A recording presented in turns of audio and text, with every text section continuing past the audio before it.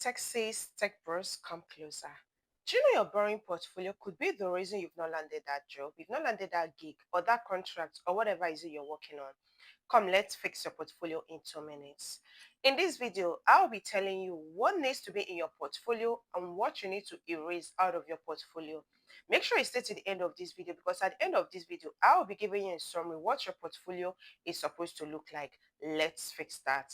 Number one is your potential employer expects that when they click on your portfolio link, the first place, that is the landing page, that they will see is a clear sentence explaining what you do. For example, I turn messy data into actionable insights using SQL and Python. This has clearly explained what you do with your professional profile picture. When I say professional, you already know what it means. If you don't know, you can leave me a comment in the comment section to explain further.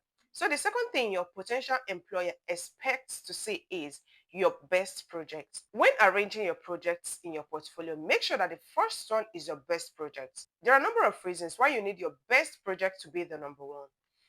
Your employer might want to look at one or two projects. And when they say the best and they say the one that follows the best, that's already made you stand out. But when you arrange it the other way around, like starting with anything you've done, they might say the projects that are not your best projects. And that doesn't explain your strength.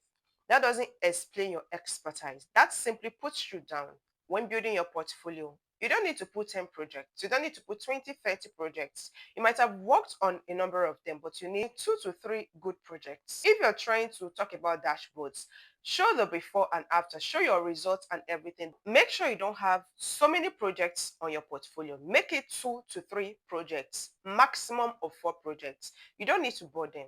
Let them see that you have like 3 major real world projects, not any kind of project you've worked on, or maybe the projects you work on your beginner days. Those projects may not be able to explain your strengths, that is your expertise right now, because you've improved, you've been learning.